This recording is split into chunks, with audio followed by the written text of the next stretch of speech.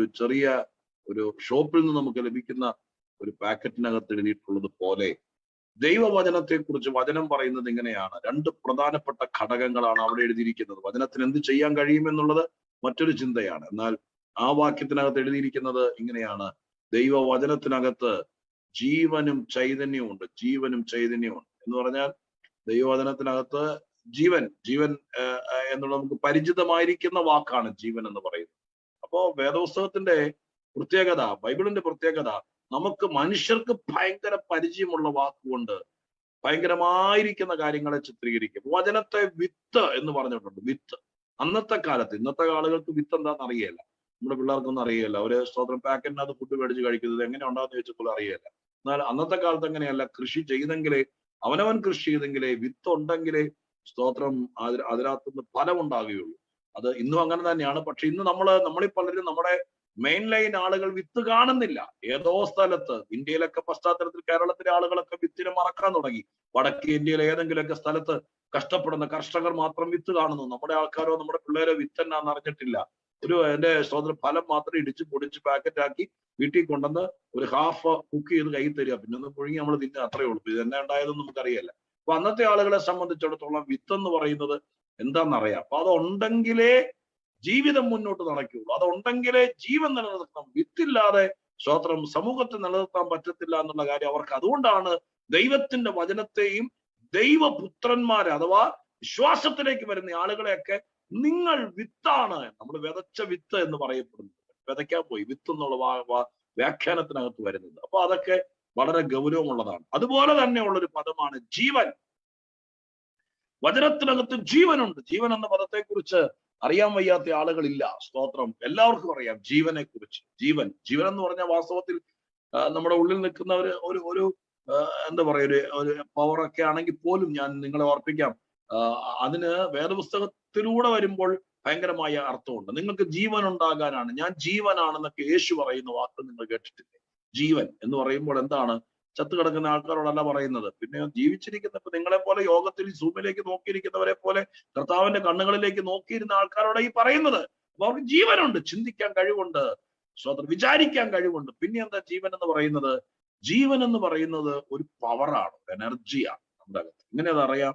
സ്വതന്ത്രം. മനുഷ്യ ശരീരത്തിനകത്ത് ഇതെല്ലാം ഗ്രന്ഥികളാണ്, എന്തെല്ലാം കാര്യം, ഇതെല്ലാം പ്രവർത്തിക്കുന്നത്. ഇപ്പൊ കണ്ണിനെ കുറിച്ച് ശരിക്കും സ്തോത്രം, കണ്ണിനെ കുറിച്ച് മെഡിക്കൽ സൈഡിൽ പഠിച്ചാൽ ഒത്തിരി കാര്യങ്ങൾ പറയാനുണ്ടായിരിക്കും.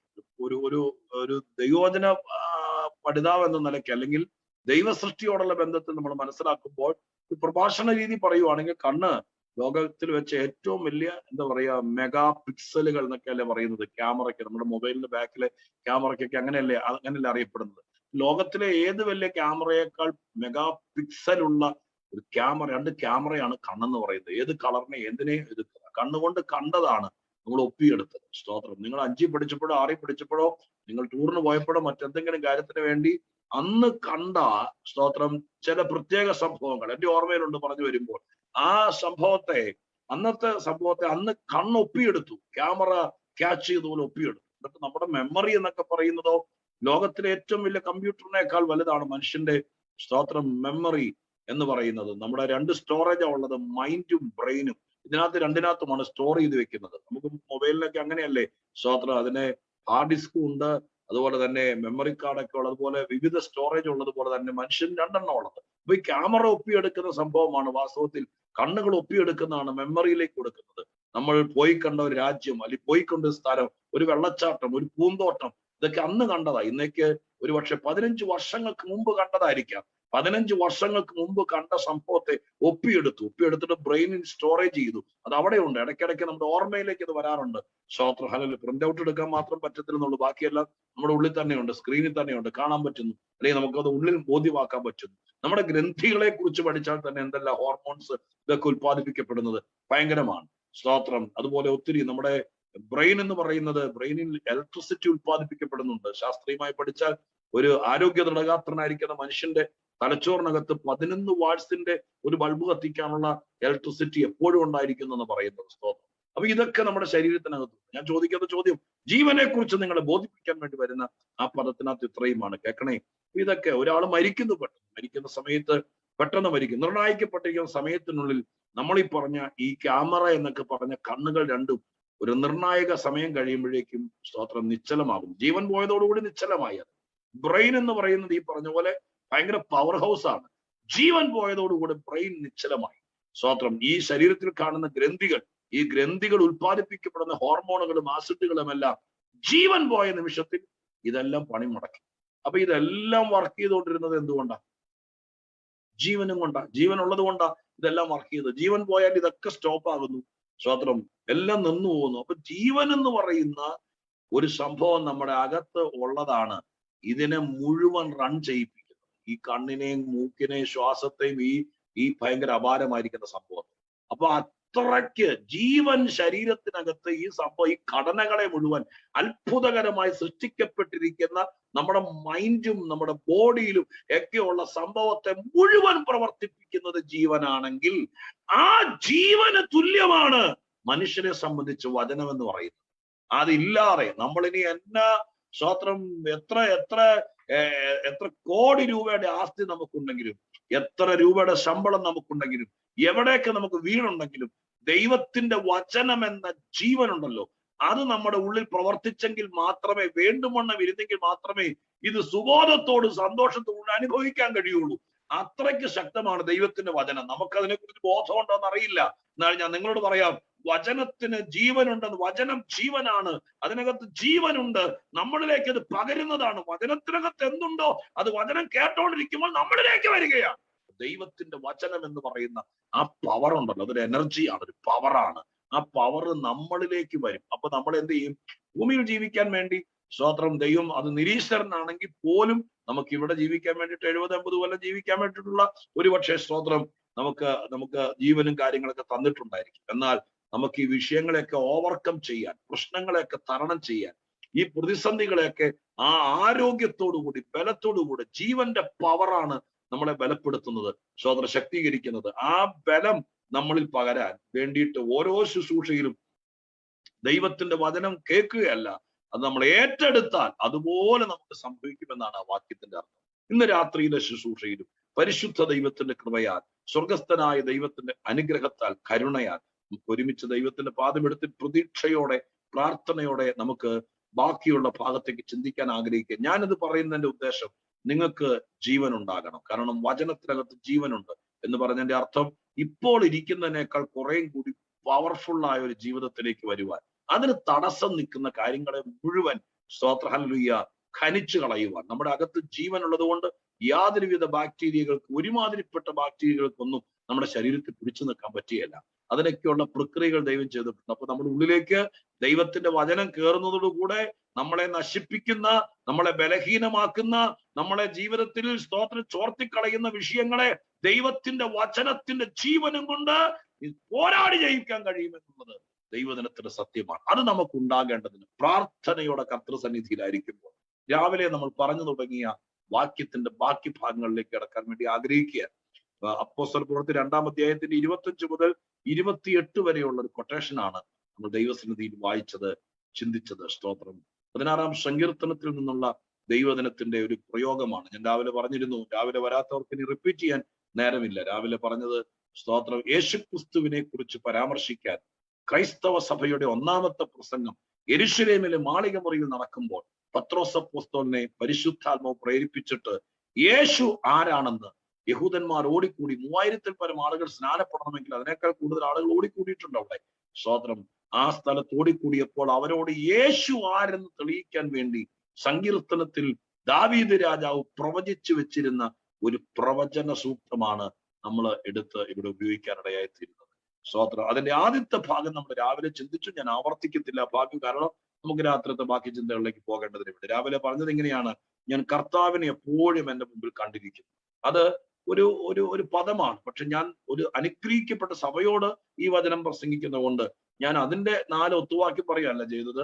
പരിശുദ്ധാത്മാവ് എന്നോട് രാവിലെ പറഞ്ഞത്, സൂമിലേക്ക് വരുന്നതിനൊക്കെ പ്രാർത്ഥിച്ചു കയറുമ്പോൾ പറഞ്ഞത്, ദൈവജനത്തിന്റെ മുമ്പിൽ ഇരിക്കുന്ന ചില വിഷയങ്ങളെ ദൈവം തൂത്ത് കളഞ്ഞിട്ട് അതിന് പകരം ഇനി മുമ്പോട്ട് പോകുമ്പോൾ, ഈ ഉപവാസത്തിന് ശേഷം മുന്നോട്ട് പോകുമ്പോൾ വേണ്ടാത്ത പലതും സാത്താൻ ഡിപ്പോസിറ്റ് ചെയ്ത, നമ്മൾ അറിയാതെ നമ്മുടെ കുടുംബത്തിലോ ജീവിതത്തിലോ വന്നു കയറിയതിനെ ദൈവം തുടച്ചു കളഞ്ഞിട്ട് അതിന് പകരം അവിടെ സ്ഥാപിക്കേണ്ട കാര്യത്തെക്കുറിച്ചാണ് രാവിലെ ദൂത് പറഞ്ഞത്. അത് നിശ്ചയമായും നിങ്ങൾക്ക് അനുഗ്രഹമാകട്ടെ എന്ന് ഞാൻ പിന്നെയും പ്രാർത്ഥിച്ചുകൊണ്ട് അടുത്ത ഒരു പോർഷനിലേക്ക് നിങ്ങളുടെ ശ്രദ്ധയെ തിരിക്കാൻ ആഗ്രഹിക്കുകയാണ്. സ്തോത്രം. ആ വാക്ക് 27-ാമത്തെ വാക്യം നോക്ക്. 27-ാമത്തെ വാക്യം, നീ എന്റെ പ്രാണനെ പാതാളത്തിൽ വിടുകയില്ല, നിന്റെ പരിശുദ്ധനെ ദ്രവത്വം കാണാൻ സമ്മതിക്കുകയുമില്ല. ആ വാക്യത്തിൽ നിന്നാണ് പ്രധാനപ്പെട്ട ദൂത് പുറത്തു വരേണ്ടത്. പക്ഷേ സ്തോത്രം, ആ വാക്യത്തെ ഞാൻ രണ്ടായിട്ട് ഡിവൈഡ് ചെയ്യുന്നു. ഒന്നാമത്തത്, തന്റെ പരിശുദ്ധനെ ദ്രവത്വം കാണാൻ സമ്മതിക്കുകയില്ല എന്നെഴുതിയിരിക്കുന്ന ആ വാക്ക്. സ്തോത്രം. ആ വാക്കിന്റെ അവസാനം ചെന്ന് നിൽക്കുന്നത് ഇങ്ങനെയാണ്. ദൈവം പറയുന്നത് ഇങ്ങനെയാണ്, ദ്രവത്വം കാണാൻ സമ്മതിക്കുകയില്ല. വേദപുസ്തകത്തിനകത്ത് ദൈവം സമ്മതിക്കാത്ത 7 കാര്യങ്ങളുണ്ട് വിശുദ്ധരോട് സംബന്ധിച്ച്. ഞാൻ ആ 7 കൂടുതൽ കണ്ടേക്കാം.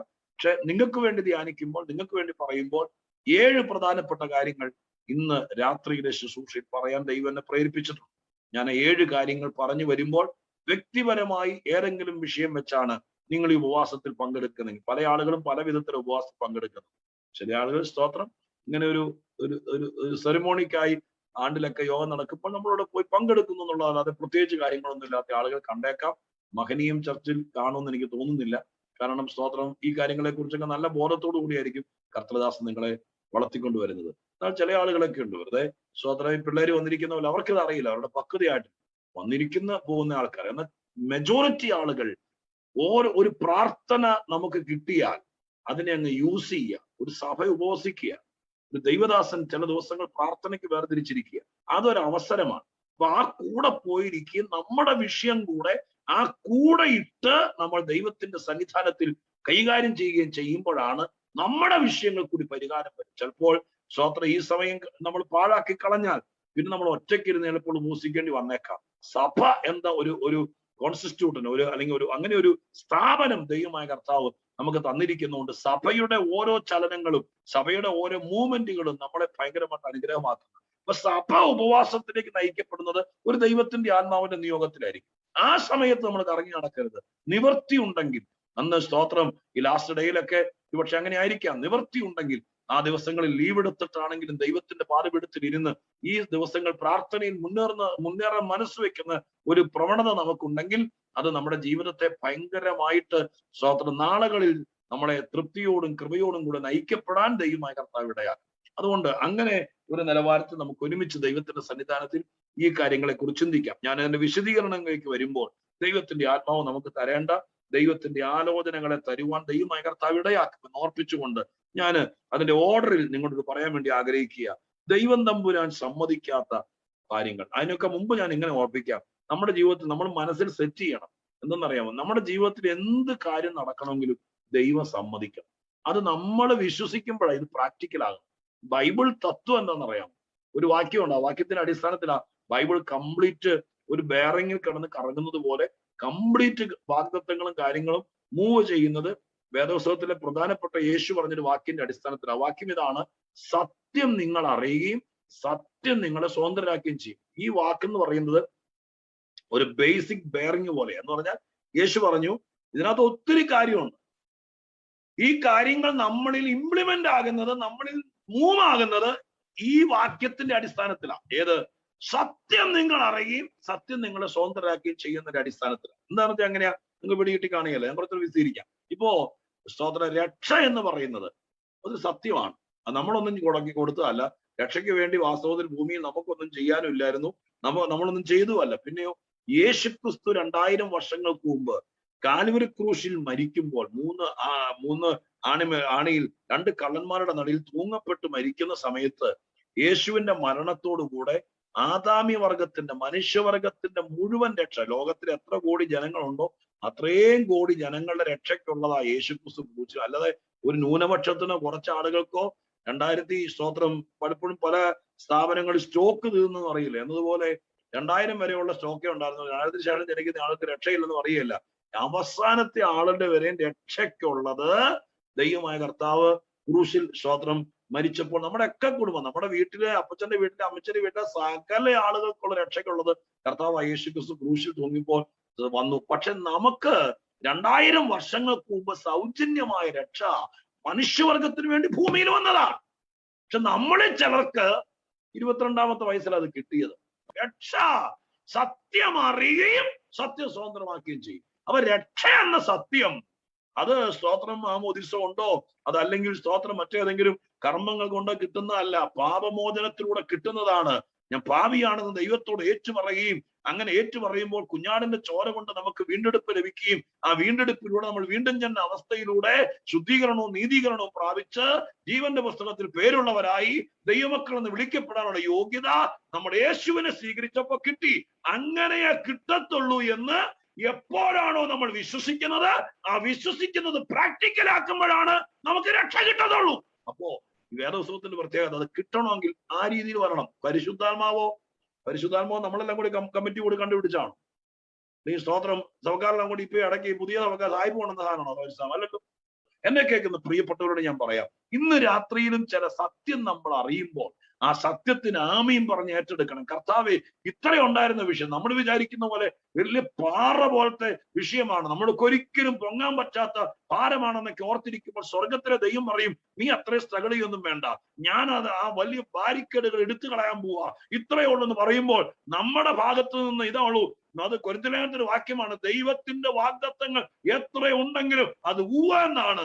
നമ്മൾ എന്ത് ചെയ്യണം? ആമേൻ പറഞ്ഞുറപ്പിക്കണം. അത്രയേ ഉള്ളൂ. അപ്പൊ ദൈവം എന്തെങ്കിലും ഇന്ന് രാത്രി പറഞ്ഞാൽ മൗനമായിരിക്കാതെ ആമേൻ പറഞ്ഞ് ഈ ഉപവാസത്തിന്റെ അവസാന ദിവസങ്ങളിൽ അത് എന്റെ കുടുംബത്തിന് വേണം, എന്റെ ജീവിതത്തിന് വേണം, ഇത് എനിക്ക് ആവശ്യമാണെന്ന് പറഞ്ഞ് ആമേൻ പറഞ്ഞുറപ്പിക്കാൻ നമ്മൾ തയ്യാറായാൽ ദൈവം അത് ചെയ്യാൻ വിശ്വസ്തനായ ദൈവമാണെന്ന് ഓർപ്പിച്ചുകൊണ്ട് സ്വർഗത്തിലെ ദൈവം സമ്മതിക്കാത്ത 7 കാര്യങ്ങൾ ഞാൻ നിങ്ങൾക്ക് വേണ്ടി പറയാം. അതൊരു പോയിന്റ് ബൈ പോയിന്റ് ഉള്ള പ്രസംഗമല്ല, നിങ്ങൾക്കുള്ള ദൂതായി വരട്ടെ എന്ന് പ്രാർത്ഥിക്കും. ഒന്നാമത്തത് ഉൽപ്പത്തി പുസ്തകം 31-ാം അധ്യായത്തിന്റെ 7-ാം വാക്യം. ഉൽപ്പത്തി പുസ്തകം 31-ന്റെ 7-ാം വാക്യം. അവിടെ യാക്കോബ് പറയാണ്, നിങ്ങളുടെ അപ്പനോ എന്നെ ചതിച്ചു, എന്റെ പ്രതിഫലം 10 പ്രാവശ്യം മാറ്റി, എങ്കിലും എന്നോട് ദോഷം ചെയ്യുവാൻ ദൈവം അവനെ സമ്മതിച്ചില്ല. സ്തോത്രം, ഹല്ലേലൂയ. നിങ്ങൾ നോക്കിയേ, ലാബാൻ, നമ്മൾ സാധാരണ നമ്മൾ ഈ യാക്കോബിനെയാണ് ചതിയൻ എന്നൊക്കെ വിളിച്ച് നടക്കും. നിങ്ങൾ ആ മനുഷ്യൻ നന്നായി പഠിച്ചാൽ വലിയ ചതിയനൊന്നും അല്ലാതെ, സ്തോത്രം, നമ്മളെക്കാളൊക്കെ എന്തോ ഡീസന്റ് എന്നാണ് പറയുന്നത്. നമ്മൾ ചുമ്മാ അങ്ങനെ ആരോ പേരിട്ടെന്റെ പേര് പുള്ളി ചതിയനാണ് ഉപായിയാണെന്നൊക്കെ പറഞ്ഞ് അങ്ങ് പേര് വീണുപോയി. പിന്നെ ചില ആൾക്കാർ പേരിട്ടല്ലെങ്കിൽ പേര് വീഴും, തലമുറ കഴിഞ്ഞാലും മാറിയല്ല. സ്തോത്രം, അങ്ങനെ വന്നു പോയത്. പക്ഷെ ആ മനുഷ്യൻ വളരെ ഡീസന്റ്. അദ്ദേഹം ഈ ചേട്ടന്റെ അപ്പനെ ഈ അമ്മയോട് ഈ യാക്കോബ് കാല് പിടിച്ച് പറയുന്നുണ്ട്, അപ്പനെങ്ങാൻ അറിഞ്ഞാൽ വേണ്ടമ്മേ, ഞാൻ ഈ കൂടാരത്തിൽ, അങ്ങേർക്ക് വീട് വിട്ട് പുറത്തു പോകണമെന്ന് ഒരു ആഗ്രഹം ഉണ്ടായിരുന്നില്ല. ഇങ്ങനെ കൂടാരത്തിനകത്ത് 40 പരം വയസ്സ് വരെ കൂടാരവാസി സാധുശീലം എന്ന അദ്ദേഹത്തെ വേദപുസ്തകം സർട്ടിഫൈ ചെയ്യുന്നത്. അപ്പൊ ഉള്ളി സാധുശീലം, പറ്റിക്കലുകാരനല്ല, ഒരു സാധുവിന് പറ്റിക്കാൻ പറ്റൂ, സാധുശീലനായിരുന്നു. അദ്ദേഹം കൂടാരം വിട്ട് അമ്മച്ചിയുടെ സാരിത്തുമ്മേന്ന് മാറുന്ന ആഗ്രഹമില്ല. പുള്ളിക്ക് രാവിലെ ദോശ കൊടുക്കും, ഉച്ചയ്ക്ക് ചോറ് കൊടുക്കും, പുള്ളിക്ക് എങ്ങും പോകാതെ വീട്ടിൽ തിന്നണം, കിടക്കണം, ആ ചിന്താഗതിക്കാരനായിരുന്നു. അപ്പൊ ദൈവം നമ്പുരാൻ അവനെ പുറത്ത് കളഞ്ഞെങ്കിലേ ഇസ്രായേൽ എന്ന് പറഞ്ഞ രാജ്യം ഉണ്ടാവുള്ളൂ. ഇവൻ പോകാതെ കിടക്കുന്ന സമയത്ത് അമ്മയെ കൂടെ പറഞ്ഞു, എടാ അപ്പൻ അനുഗ്രഹിക്കാൻ പോവാ. അപ്പൊ ഈ അമ്മയോട് ഈ കുഞ്ഞുങ്ങൾ ജനിക്കുമ്പോഴേ പറഞ്ഞിരുന്നു, നീ പേടിക്കണ്ട, സ്തോത്രം, നിന്റെ ഉദരത്തിൽ 2 സന്തതിയുണ്ട്, അതിനകത്ത് ഇളയവനെ ഞാൻ മാനിക്കും, മൂത്തവൻ ഇളയവനെ സേവിക്കേണ്ടി വരും എന്നൊക്കെ ഈ പിള്ളേരുടെ അകത്ത് കിടന്നപ്പോഴേ ഈ അമ്മയോട് പറഞ്ഞ. ഈ അമ്മമാർക്കൊരു പ്രശ്നമുണ്ട്, വല്ലാത്ത വെപ്രാള. ദൈവം നമ്പരം പറഞ്ഞാലും പിന്നെ അവര് ദൈവത്തെ സഹായിക്കാൻ വേണ്ടി അവരൊരു കടുകുറക്കലോടെ ചെയ്യും. അതിനകത്താണ് മിക്കവാറും ഈ പാളിച്ച മുഴുവൻ വരുന്നത്. സ്തോത്രം. അപ്പൊ ദൈവം പറഞ്ഞതാണ്, നീ മിണ്ടാതിരുന്നാ മതി, നിന്റെ ഉദരത്തിൽ കിടക്കുന്ന ഇളയവനെ, സ്തോത്രം, ഞാൻ ഉയർത്തും, അവനൊരു രാജ്യമായി തീരും, മൂത്തവൻ ഇളയനെ സേവിക്കുന്നൊക്കെ ദൈവം തന്നെ പറഞ്ഞിരുന്നതാ. സ്തോത്രം. പറഞ്ഞ് വിശ്വസിച്ചാൽ മതിയായിരുന്നു. പക്ഷെ ആക്രാന്തം കയറി. ദൈവം നമ്പരാൻ പറയുമല്ലോ ഇവിടെ ചെയ്യത്തില്ലെന്നുള്ള വിചാരം കൊണ്ടാ. ഞാൻ നിങ്ങളോടും പറയാം, ദൈവം നമ്പരാൻ ഉപവാസ പ്രാർത്ഥനയിൽ പറഞ്ഞാൽ ഉപവാസം കഴിയുമ്പോൾ ചെയ്തിരിക്കും. അതുകൊണ്ട് അത്രയും വിശ്വസിക്കുക. കർത്താവ് ഈ പ്രാർത്ഥനയിൽ എന്തു പറയുന്നോ അത് ഈ ഞായറാഴ്ച കഴിയുമ്പോൾ സ്വർഗത്തിലെ ദൈവം, നിങ്ങൾ ആമീൻ പറഞ്ഞ് ഏറ്റെടുത്താൽ ദൈവം എന്ത് പറഞ്ഞോ ആ പറഞ്ഞ കാര്യം ദൈവം തന്നെ നിവർത്തിച്ചിരിക്കും. ലാബാന്റെ അടുക്ക ചെല്ലുമ്പോൾ അമ്മാച്ചൻ, ഈ മനുഷ്യനെ പഠിച്ചാൽ ഈ മനുഷ്യനെ പോലെ കള്ളം വേറെയില്ല. അമ്മാച്ചൻ പെങ്ങടെ മോൻ ജോലിക്ക് നിന്നപ്പോ അവന്റെ നന്മ അല്ലെങ്കിൽ അവന്റെ ശമ്പളം 10 മാസം 10 പ്രാവശ്യം മാറ്റിയെങ്കിൽ നമ്മൾ ആരെങ്കിലും ആ ജോലിക്ക് എന്നായിരുന്നെങ്കിൽ ആ പുള്ളി നമ്മളെ എന്തോ ചെയ്തേനെ. സ്തോത്രം. സ്വന്തം പെങ്ങടെ മോനാണ് അവന്റെ കമ്പനി ജോലിക്ക് നിൽക്കുന്നത്.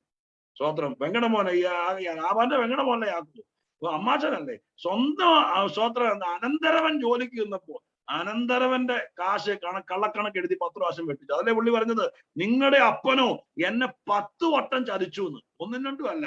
സ്തോത്രം, എന്നെ 10 പ്രാവശ്യം എന്റെ പ്രതിഫലം മാറ്റി എന്നെ ചതിച്ചു, 10 പ്രാവശ്യം ചതിച്ചു. ഇപ്പൊ നമ്മള് വേറെ ആരെങ്കിലും, അപ്പൊ വേറെ ആരോട് കർത്താവ് ഒരിക്കൽ പറഞ്ഞു, പച്ചമരത്തോട് ഇങ്ങനെയാണെങ്കിൽ ഉണങ്ങിയതിനോട് എങ്ങനെ ആയിരിക്കും എന്ന്. യാക്കോബ് എന്ന് പറയുന്ന അനന്തരവനോട് ഇങ്ങനെയാണെങ്കിൽ അവന്റെ വീട്ടിൽ ജോലിക്ക് നിൽക്കുന്ന മറ്റുള്ളവരോടൊക്കെ എന്തായിരിക്കും ചെയ്യുന്നത്? സ്തോത്രം, എത്ര കാശുണ്ടായാലും എന്റെ പൊന്നു സഹോദരങ്ങളെ ലാഭാനാകരുത്. സ്തോത്രം, ഒരിക്കലും ഒരു കൂലിക്കാരന്റെ ഒരു പണിക്കാരന്റെ ഒരു രൂപ പോലും നമ്മുടെ കയ്യിൽ ഇരിക്കരുത്. അത് ഭയങ്കര ശാപമായിരിക്കും. സ്തോത്രം, ഇങ്ങനെ ലാഭം. പക്ഷെ യാക്കോബ് ഇവിടെ പറയുന്ന, ഭാര്യമാരോട് പറയുന്ന യാക്കോബ് പറയാണ്, 10 പ്രാവശ്യം എന്നെ ചതിച്ച് എന്റെ പ്രതിഫലം മാറ്റി, എന്നെ പറ്റിച്ചു. എനിക്കറിയായിരുന്നു, പക്ഷെ ഞാനൊന്നും വിട്ടില്ല. കാരണം ഞാൻ നിസ്സഹായനല്ലേ. ഇവിടെ വന്ന് പെട്ട് പാസ്പോർട്ട് അദ്ദേഹത്തിന്റെ ആയിരുന്നില്ല, എന്ത് ചെയ്യാൻ പറ്റും? മേടിച്ചു വെച്ചിരിക്കുകയല്ലേ. അതുകൊണ്ട് എനിക്കൊന്നും ചെയ്യാൻ പറ്റുകയില്ല. പക്ഷേ എനിക്കൊരു ദൈവമുണ്ട്. ആ ദൈവം എന്ത് ചെയ്യുന്നറിയാമോ? സ്തോത്രം, ഹല്ലേലൂയ. എന്നെ ചതിച്ചത് ശരിയാണെങ്കിലും ദോഷം ചെയ്യാൻ, സ്തോത്രം, ദൈവം സമ്മതിച്ചില്ല. ആ വാക്ക് നിങ്ങളൊന്ന് ഓർത്തേ. ചതിക്കുന്നത് വേറെ, ദോഷം ചെയ്യുന്നത് വേറെ. സ്തോത്രം, പ്രതിഫലം മാറ്റുന്നത് വേറെ, ദോഷം ചെയ്യാന്ന് പറഞ്ഞാൽ എന്താ അർത്ഥം അറിയാമോ? നമ്മുടെ ഭാവി അടഞ്ഞു, കൂമ്പടഞ്ഞു. ഞാനത് സ്തോത്രം, അതിൽ കൂടുതൽ എനിക്ക് വിശദീകരിക്കേണ്ട കാര്യമില്ല. പല ആളുകളും, എന്റെ സഹോദരങ്ങളും സഹോദരിമാരും അടങ്ങുന്ന ഈ അനുഗ്രഹിക്കപ്പെട്ട ആത്മീക സദസ്സിനോട് ഞാനത് പറയുമ്പോൾ ലിമിറ്റേഷൻ ഉണ്ടെങ്കിലും പറയാം. പലരും പല വിധത്തിൽ ചതിയുള്ള വഴികൾ ഒരുക്കി, പല പാതകളിൽ നമ്മളെ ട്രാപ്പിലാക്കാൻ നോക്കി, നമ്മളെയോ നമ്മുടെ കുഞ്ഞുങ്ങളെയോ ആരെയും ആകട്ടെ. പക്ഷെ എന്റെ ദൈവം, നീ സേവിക്കുന്ന ദൈവം ചിലപ്പോ കാശ് ഇച്ചിരി പോയി കാണും, ചിലപ്പോൾ സമയം ഇച്ചിരി പോയി കാണും. പക്ഷെ നമ്മുടെ നഖത്തെ തൊടാൻ, നമ്മുടെ കുഞ്ഞുങ്ങളെ, സ്തോത്രം, ഒരു തലമുടിയെ തൊടാൻ, നിങ്ങളിൽ ചിലരെ, സ്തോത്രം, ഹല്ലേലൂയ, എന്തെങ്കിലുമൊക്കെ പറഞ്ഞു കാണും, എന്തെങ്കിലുമൊക്കെ മാനസികമായിട്ട് ചിലപ്പോൾ അതും ഇതൊക്കെ പറഞ്ഞു കാണും. പക്ഷേ സ്വർഗത്തിലെ ദൈവത്തിന് മുമ്പിൽ ഇരിക്കുമ്പോൾ യാക്കോബ് പറഞ്ഞത് എത്ര പേർക്ക് പറയാൻ പറ്റും? എനിക്ക് വയസ്സ് ഇത്രയായി. നിങ്ങൾ ഓരോരുത്തരും നിങ്ങളുടെ ഏജ് വെച്ച് പറ. നിങ്ങൾ പഠിക്കാൻ പോയ കാലം, നിങ്ങൾ 8 പഠിക്കുന്ന കാലം, നിങ്ങൾ 10 പഠിക്കുന്ന കാലം, നിങ്ങൾ വീട് വിട്ട് ദൂരത്ത് പോയ കാലം, അന്ന് നിങ്ങളെ ഈ മാർഗത്തിൽ വരാതിരിപ്പാൻ, ഇന്ന് അനുഭവിക്കുന്ന ഒരു കുടുംബ സന്തോഷം അനുഭവിക്കാതിരിപ്പാൻ ശത്രുവായ പിശാച് ഏതെല്ലാം വിധത്തിൽ നിങ്ങളെ ചതിക്കാൻ നോക്കി, നിങ്ങളെ വഞ്ചിക്കാൻ നോക്കി, പിച്ചിക്കീറി കടലാസ് പോലെ ചുരുട്ടി എറിയാൻ നോക്കി. ഇതൊക്കെ ഇപ്പൊ നിങ്ങൾക്കറിയാം, ആരോടും പറയാത്ത രഹസ്യങ്ങൾ. പക്ഷെ സ്വർഗം പറയുന്നു, അന്ന് ചതിക്കാൻ നോക്കിയപ്പോൾ, അന്ന് നിന്റെ നന്മകൾ തകർക്കാൻ നോക്കിയപ്പോൾ എന്റെ ദൈവം ദോഷം ചെയ്യാൻ സമ്മതിച്ചില്ല. ഇന്നും ഞാൻ നിങ്ങളോട് പറയാം, ഭയങ്കര ആത്മീകനായിട്ട് അങ്ങ്, സ്തോത്രം, എന്താ പറയാ, ഈ ഇതിന്റെയൊക്കെ വലിയ മൂലക്കല്ലായിട്ടൊന്നും ഇരുന്നില്ലെങ്കിലും കർത്താവിനെയൊക്കെ വിളിച്ചു ചേർന്ന് നിൽക്കുന്ന നമ്മൾക്ക് എതിരെ ദോഷം ചെയ്യാൻ ആളില്ലാത്തതുകൊണ്ടല്ല, എത്ര നല്ല സ്ഥലത്താ പാർക്കുന്നതെങ്കിലും നമ്മുടെ ഇടയിൽ നമ്മുടെ നന്മയ്ക്കെതിരെ ദോഷം ചെയ്യാൻ, നമ്മുടെ കുടുംബത്തിന് ആരെങ്കിലും ചുമ്മാ, ഈ കുടുംബം എന്നൊക്കെ പറഞ്ഞ സംഭവം ഉണ്ടല്ലോ, സ്തോത്രം, ശരിക്കും പറഞ്ഞാൽ വളരെ സൂക്ഷിച്ചു പോയില്ലെങ്കിൽ ഒരു ഫോൺ കോൾ മതി തകർന്നു പോകാൻ. സ്തോത്രം, അതല്ലെങ്കിൽ ആരെങ്കിലും വിളിച്ചു പറഞ്ഞൊരു വാക്ക് മതി. എത്ര സന്തോഷമായിട്ട് പോകുന്നത്.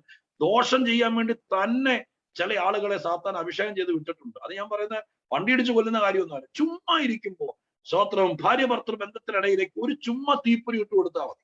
സ്തോത്രം, ചുമ്മാ ചിലപ്പോ നമ്മുടെ പ്രിയപ്പെട്ട ഭാര്യമാരോട് പറയുന്നത് ഒന്ന് നോക്കിയോളോട്ടോ, ഞാൻ ചിലപ്പോ അത്ര ഒരു വാക്ക് മതി. സ്തോത്രം, ആ വാക്ക് മതി പിന്നെ ജീവിതത്തിന്റെ മുഴുവൻ ട്രാക്ക് തെറ്റാൻ വേണ്ടി. സ്തോത്രം, അങ്ങനെയൊക്കെ പറഞ്ഞു കൊടുത്തിട്ടും ഒരു ദോഷവും പറ്റാതിരിക്കുന്നതിനായി സ്തോത്രം ചെയ്തോളാം കേട്ടോ.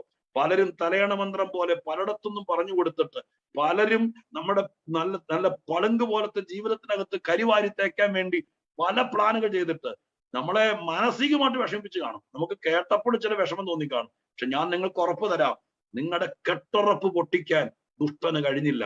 ആരൊക്കെ നോക്കിയാലും, നിങ്ങളെ ഏതൊക്കെ സംശയത്തിന്റെ കണ്ണാടിയിലൂടെ കാണാൻ വേണ്ടി ദുഷ്ടനായ പിശാച് എത്ര തന്ത്രമൊരുക്കിയാലും, ഞാൻ നിങ്ങളെ നോക്കി പരിശുദ്ധാത്മാവിൽ പറയാം, ഇല്ല എന്ന് പറഞ്ഞ് എന്റെ മുമ്പിലിരിക്കുന്ന സഹോദരങ്ങളെ നോക്കി ദൈവത്തിന്റെ ആത്മാവിൽ മക്കളെ എന്ന് വിളിച്ചു പറയാം, നിനക്കൊരു ദോഷവും പറ്റിയിട്ടില്ല. നിന്റെ മനസ്സിനകത്ത് അങ്ങനെ എനിക്ക് ചതി പറ്റി, എനിക്ക് ദോഷം പറ്റി, എന്റെ ജീവിതം പോയി, ഇനി മുന്നോട്ട് പോകില്ല എന്നൊക്കെ പറഞ്ഞ് നിന്റെ തലച്ചോറിനകത്ത് ഇഞ്ചക്ട് ചെയ്ത് ഏതെങ്കിലും ചിന്തകൾ വെച്ചിട്ടുണ്ടെങ്കിൽ അവരെ കൂടെ ദൈവം സഹായിക്കുക. എന്തൊക്കെ നേരിട്ടാലും നിനക്കൊരു ദോഷം പറ്റാൻ ദൈവം സമ്മതിക്കില്ല. കാരണം നിന്നെ ചോര കൊണ്ട് വീണ്ടെടുത്തത് കൊണ്ട്, നിന്നെ ദൈവത്തിന്റെ പദ്ധതിയിൽ പെടുത്തിയത് കൊണ്ട് അവർക്ക് ദോഷം വരാൻ ദൈവം അനുവദിക്കുകയില്ല. അമ്മമാരാരെങ്കിലും ഒക്കെ നാട്ടിൽ നിന്നൊക്കെ സൂമി കയറിയിട്ടുണ്ടെങ്കിൽ കേട്ടോളണം, നിങ്ങളുടെ കുഞ്ഞുങ്ങൾ തനിച്ചു പോയിരിക്കുന്ന സ്ഥലത്ത് എവിടാണെങ്കിലും നിങ്ങളിരുന്ന് പ്രാർത്ഥിച്ചു. ദോഷം ചിലപ്പോൾ ചില കഷ്ടതയും പ്രയാസത്തിൽ കൂടെ കടന്നു പോകേണ്ടി വന്നേക്കാം, അത് മനുഷ്യ സഹജമാണ്. പക്ഷെ ഞാൻ ഈ ദൂതിനകത്ത് ഈ യോഗത്തിൽ പങ്കെടുക്കുന്നവർക്ക് ഉറപ്പ് തരാം, ദോഷം പറ്റാൻ ദൈവം സമ്മതിക്കുകയില്ല. ദോഷം ചെയ്യാൻ ആളില്ലാത്തോണ്ടല്ല, നമ്മളോട് ദോഷം ചെയ്യണ്ട എന്ന് പ്രത്യേകിച്ച് മമതയുള്ളത് കൊണ്ടല്ല, ദൈവം എന്ന് പറയുന്ന ഒരാള് നിന്റെ കൂടെ നിഴല് പോലെ ഉണ്ട്. അതുകൊണ്ട് എന്തൊക്കെ നോക്കിയാലും നിങ്ങൾ ആ വാക്കിന് ആമീൻ പറഞ്ഞ് ഏറ്റെടുക്കണം. നീ അടുത്ത പ്രാർത്ഥന ഈ ദൂതുകളൊക്കെ നിങ്ങളുടെ ലൈഫ് ലോങ് നിൽക്കേണ്ടത്. അല്ലാതെ ഇപ്പൊ സന്തോഷിക്കാൻ വേണ്ടി 4 സ്തോത്രം പറഞ്ഞ് നിങ്ങൾക്ക് ഡയറിയിൽ ഒരു പോയിന്റ് കുറിച്ചിടാൻ വേണ്ടിയിട്ടല്ല. നിങ്ങളുടെ ലൈഫിൽ യാക്കോബിനെതിരെ ലാബാൻ നോക്കിയതുപോലെ, മൃഗത്തെ തളച്ചിടുന്നത് പോലെ തലമുടി നരച്ച് തീരുന്നത് വരെ നിന്നെ കെട്ടിയിട്ട് നിനക്ക് പുറത്തു പോകാൻ കഴിയാത്ത വണ്ണം നിന്റെ ജീവിതത്തെ മുരടിപ്പിക്കാൻ വേണ്ടി എത്ര തന്ത്രങ്ങൾ ഒരുക്കിയാലും കൃത്യസമയമാകുമ്പോൾ നിന്നെ അവിടെ നിന്ന് പൊക്കി നിന്നെ കൊണ്ട് ചെയ്യേണ്ട കാര്യങ്ങൾ ചെയ്യിപ്പിച്ച് നീ എത്തേണ്ട സ്ഥലത്ത് എത്താൻ വേണ്ടി സ്വർഗത്തിലെ ദൈവം നിന്നെ അവിടെ നിന്ന് അഴിച്ചെടുത്ത് ദൈവത്തിന്റെ ഇസ്രായേലായി മാറാൻ, ദൈവത്തിന്റെ ജനത്തിന്റെ വലിയ പങ്കാളിത്തം വഹിപ്പാൻ സ്വർഗത്തിലെ ദൈവം നിന്നെ ഒരുക്കും.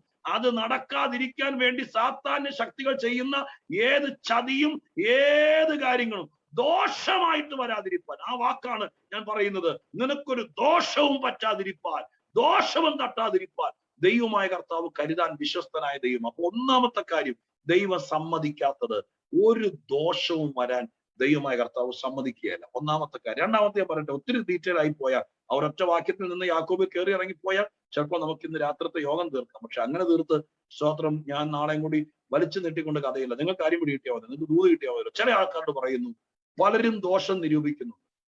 പക്ഷെ ദൈവം പറയുന്നു, ചതിക്കാൻ നോക്കുന്നുണ്ട്, നിന്റെ പ്രതിഫലം, നിന്റെ നന്മ ചിലപ്പോൾ മുടക്കാൻ നോക്കുന്നുണ്ട്. പക്ഷെ അതിനകത്തേക്കൊന്ന് കൈവച്ചാലും നിനക്ക് ദോഷം വരുന്നുവെന്നും ദൈവം അനുവദിക്കുക.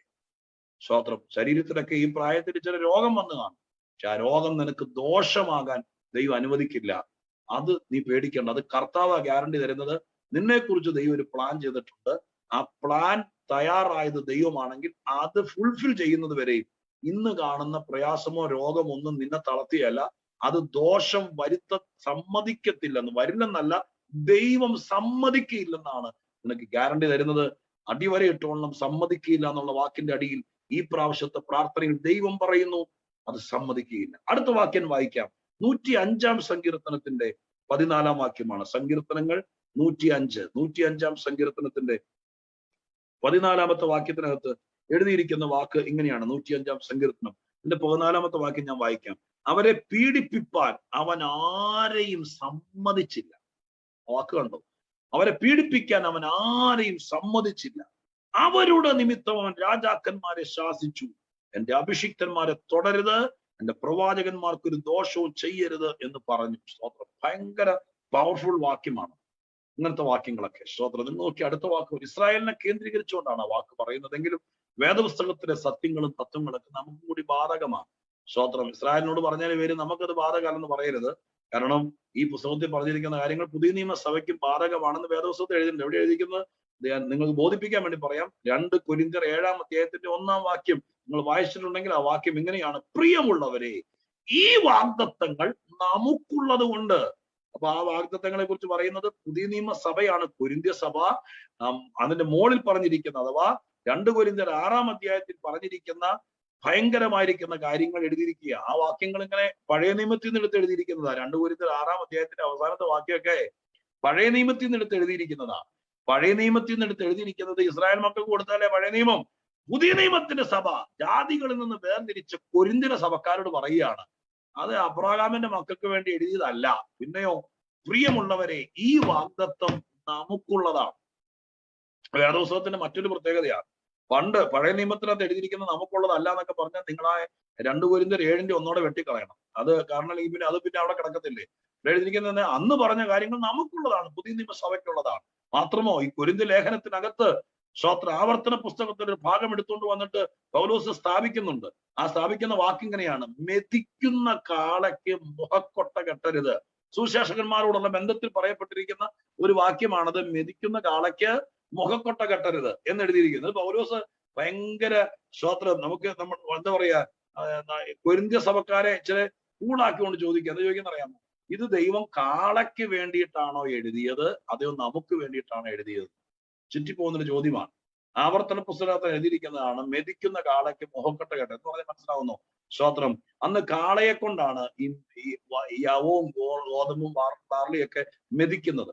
സ്തോത്രം. 6 തരം കാളകളെ കുറിച്ച് വേദപുസ്തകത്തിൽ പഠിപ്പിക്കുന്നുണ്ട്. യാഗത്തിനുള്ള കാള, ചുമട് ചുമക്കുന്ന കാള, മെതിക്കുന്ന കാള, ഉഴുന്ന കാള, ഇങ്ങനെ 6 തരം കാളകളെ കുറിച്ച് സ്തോത്രം വേദപുസ്തകത്തിൽ പഠിപ്പിക്കുന്നുണ്ട്. മെതിക്കാള എന്ന് പറഞ്ഞൊരു കാളയുണ്ട്. അപ്പൊ ആ കാളയുടെ പരിപാടി എന്ന് പറഞ്ഞു കഴിഞ്ഞാൽ കൊയ്തുകൊണ്ടിട്ടിരിക്കുന്ന സാധനങ്ങളല്ല, ഒരു വലിയ കുറ്റിയുണ്ട്. ആ കുറ്റി കാളയെ കെട്ടിയിരിക്കുക. ആ കാളയെ കെട്ടിയിരിക്കുന്ന ഗോതമ്പെല്ലാം കൊയ്തുകൊണ്ട് വന്നിട്ട്, നെല്ലൊക്കെ കൊയ്തുകൊണ്ട് വരുമ്പോൾ അവിടെ വിടുത്തിയിടും. ഇത് കാളയെ കൊണ്ട് ഇങ്ങനെ കുറ്റി കൊണ്ട് വട്ടം വട്ടം കറക്കി നടക്കും. അങ്ങനെ നടക്കുമ്പോൾ കാള ചവിട്ടി ചവിട്ടിയാണ് ഇതിന്റെ ഈ കതിരിൽ നിന്ന് മണികളെല്ലാം അടർന്നു വീഴും. അങ്ങനെ അടർന്നു വീഴുന്ന സമയത്ത് കാളയല്ലേ, വിശപ്പും ദാഹമുള്ള ജീവിയല്ലേ, അപ്പൊ ഇങ്ങനെ നടക്കുന്ന സമയത്ത് കാള ഇടയ്ക്കിടയ്ക്ക് ഈ കൊണ്ടിട്ടിരിക്കുന്ന ഗോതമ്പിന്റെ കച്ചി, ഇത് കച്ചിയിലാണല്ലോ ചവിട്ടി നടക്കുന്നത്, ഇത് കാള തിന്നും. അങ്ങനെ തിന്നുമ്പോൾ അതിനകത്തുള്ള 4-5 മണികൾ ചിലപ്പോൾ കാളയുടെ വയറ്റിനകത്ത് പോകും. ആ 4-5 മണികൾ പോലും നഷ്ടപ്പെട്ട് കാള തിന്നാതിരിക്കാൻ വേണ്ടി ഈ ക്രൂരന്മാരായിരിക്കുന്ന മുതലാളിമാർ എന്ത് ചെയ്യുന്നറിയാമോ? കാളയുടെ വായിൽ ഒരു ബാസ്ക്കറ്റ് പോലെ സാധനം വെച്ച് കെട്ടും. സ്തോത്രം. ഒരു നെറ്റ് കെട്ടും. അപ്പൊ കാളയ്ക്ക് എന്ത് ചെയ്യും? പാവം കാളയ്ക്ക് തിന്നാൻ ആഗ്രഹമാണ്, തിന്നാൻ പറ്റിയല്ല. അപ്പൊ ദൈവം ഒരു നിയമം ഉണ്ടാക്കി, മെതിച്ചോണ്ടിരിക്കുമ്പോ കാളയ്ക്ക് ഇങ്ങനെ മോക്കട്ട കെട്ടരുത്. കാരണം എന്താ? കാള 2 തിന്നട്ടെ, ദൈവമല്ലേ ഇതൊക്കെ തരുന്നത്, അതൊരു മിണ്ടാപ്രാണിയല്ലേ എന്നുള്ള നിലവാരത്തിനകത്ത് എഴുതി. അത് അന്ന് കാളയ്ക്ക് വേണ്ടിയിട്ടാണ് ആവർത്തന പുസ്തകത്തിൽ ഈ മിണ്ടാപ്രാണിക്ക് വേണ്ടി എഴുതിയതാ. കൊരിന്ത്യലേഖനത്തിൽ വന്ന് പൗലോസ് ചോദിക്കുക, ഇത് കാളയ്ക്ക് വേണ്ടിയിട്ടാണ് എഴുതിയത്, നമുക്ക് വേണ്ടിയിട്ടാണ് എഴുതിയത്? ആവർത്തന പുസ്തകത്തിൽ കാളയ്ക്ക് വേണ്ടി എഴുതിയ സൂത്രം കൊരിന്ത്യലേഖനത്തിൽ നമുക്ക് വേണ്ടിയിട്ടുള്ളതായി മാറും. അപ്പൊ ഞാൻ പറഞ്ഞു വരുന്നത്, പഴയ നിയമത്തിൽ എഴുതിയിരിക്കുന്നത് നമുക്ക് വേണ്ടെന്ന് പറയുവാണെങ്കിൽ മിക്കവാറും ഇതെല്ലാം പോകും. കാളയ്ക്ക് വേണ്ടി എഴുതിയത് പോലും പുതിയ നിയമത്തിൽ നമുക്ക് വേണ്ടിയിട്ടുള്ളതായി മാറി. അങ്ങനെയാണെങ്കിൽ പിന്നെ അബ്രഹാമിന് വേണ്ടി എഴുതിയത് നമുക്കുള്ളതായി മാറിയല്ലേ? സ്തോത്രം. മിണ്ടാപ്രാണിക്ക് വേണ്ടി എഴുതിയത് നമുക്കുള്ളതായി മാറിയെങ്കിൽ പിന്നെ യാക്കോബിന് വേണ്ടി എഴുതിയത് നമുക്കുള്ളതാന്ന് പറഞ്ഞ എന്റെ തെറ്റുണ്ട? അപ്പോ സ്തോത്രം, ഈ വാക്കുകളെല്ലാം ഇസ്രായേലിനെ പരാമർശിക്കുന്നതാണ്. നിങ്ങളുടെ ധാരണകളെ മുഴുവൻ പഴുതടയ്ക്കാൻ പരിശുദ്ധാത്മ പറയുന്നതാണ് ഞാൻ ഈ പറയുന്നത്, തെറ്റിദ്ധാരണ ഒന്നും പറയല്ല. അപ്പൊ ഈ 105-ാം സങ്കീർത്തനത്തിൽ പറഞ്ഞതാണ്, അവിടെ എഴുതിയിരിക്കുന്നത് ഇങ്ങനെയാണ്: അവരെ പീഡിപ്പിക്കാൻ. ആരാണ് അവര്?